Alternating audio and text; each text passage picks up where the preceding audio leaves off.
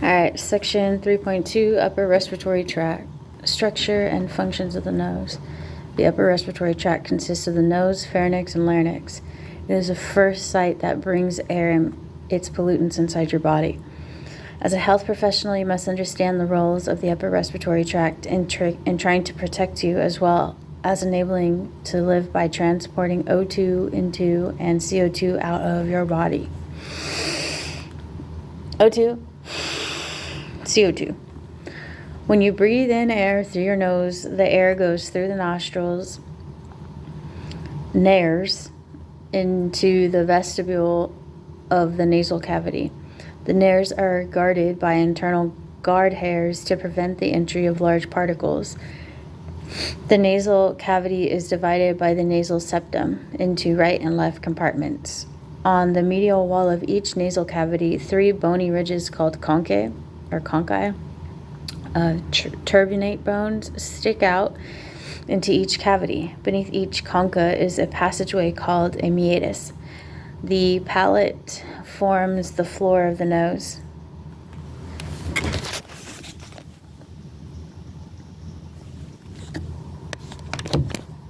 The nasal cavity is lined with a mucous membrane, mucosa containing goblet cells that secrete mucus. Mucus forms a protective layer that can trap particles of dust and solid pollutants.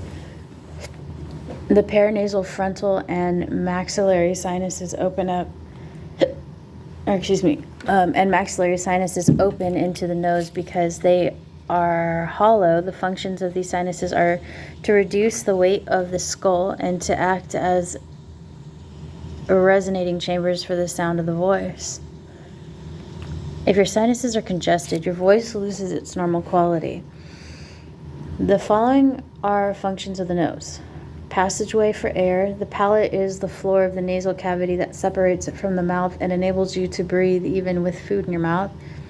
Air cleanser. The hairs in the vestibule trap some of the large particles in the air. Air moisturizer. Moisture from nasal mucus and from tears that drain into the cavity through the nasolacrimal duct is added to the air. Air warmer. The blood flowing through the nasal cavity beneath the mucous membrane also warms the air. This prevents damage from the cold to the more fragile lower respiratory passages. Sense of smell. Olfaction. The olfactory region recognizes some 4,000 separate smells. Structure and functions of the pharynx. The pharynx is a muscular funnel that receives air from the nasal cavity and food and drink from the oral cavity. It is divided into 3 regions. First, your nasopharynx, located at the back of your nose above the soft palate and uvula. It is lined with a mucous membrane that includes goblet cells, which produce mucus. Mucus, including any trapped debris, is moved from one nasal cavity through the nasopharynx and swallowed. The posterior surface contains the pharyngeal tonsil and adenoid. Only air moves through this region. Second is your oropharynx, located below the soft palate and above the epiglottis. It contains 2 sets of tonsils called the palatine and lingual tonsils. Air, food, and drink all pass through this region. Laryngopharynx, located below the tip of the epiglottis. This is a pathway to the esophagus. During swallowing, the epiglottis shuts off the trachea so that food cannot enter it. Only food and drink pass through the laryngopharynx.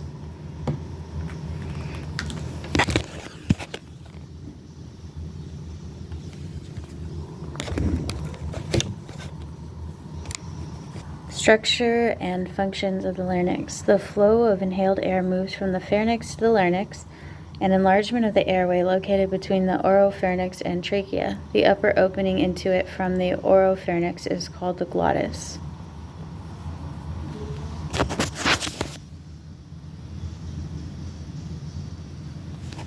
The larynx has an outer casing of 9 cartilages connecting to one another by muscles and ligaments. The uppermost cartilage, the leaf-shaped epiglottis, guards the glottis. During the swallowing of food, the epiglottis is pushed down by the tongue to close the glottis and direct food into the esophagus that lies behind it. The thyroid cartilage, or Adam's apple, is the largest cartilage in the body and forms the anterior and lateral walls of the larynx. Below the thyroid cartilage, the ring-shaped cricoid cartilage connects the larynx to the trachea. Inside the larynx are the true vocal cords. Intrinsic muscles control the cords. Functions of the larynx. The thyroid and cricoid cartilages maintain an open passage for the movement of air to flow from the trachea. The epiglottis and vestibular folds prevent food and drink from entering the larynx. The vocal cords are the source of sound production. Air moving past the vocal cords makes them vibrate to produce sound. The force of the air moving past the vocal cords determines the loudness of the sound. The intrinsic muscles of the cords pull them closer together with varying degrees of tautness.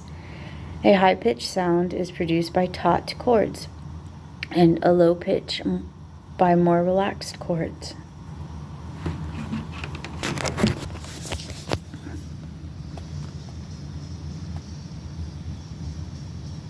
The male vocal cords are longer and thicker than the female, vibrate more slowly, and produce lower pitched sounds. The crude sounds produced by the larynx are transformed into words by the actions of the pharynx, tongue, teeth, and lips. Alright, adenoid, single mass of lymphoid tissue in midline at back of the throat. Concha, Latin for shell, shell-shaped bone on the lateral wall of the nasal cavity. Conchi is plural for concha. Cricoid, Latin for a ring-shaped cartilage in the larynx.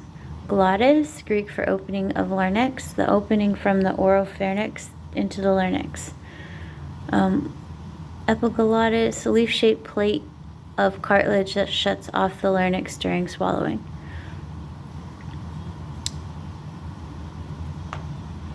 Intrinsic, Latin, on the inside. Any muscle whose origin and insertion are entirely within the structure under consideration, for example, inside the vocal cords or the eye.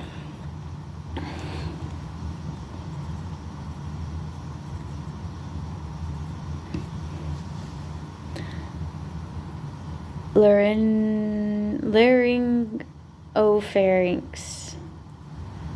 Laryngopharynx, it says.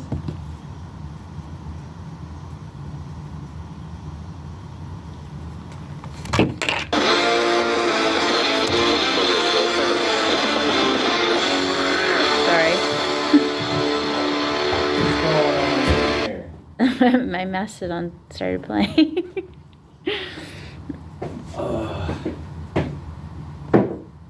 Nice. Nasopharynx. Oh, and now some other shit's playing? I needed to know how to pronounce it. Nasopharynx. Alright.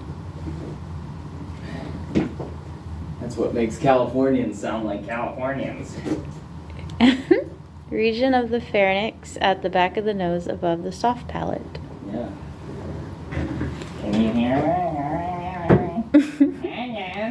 No, that's what you sound like, I guess. That's what you sound like. You're a Jew.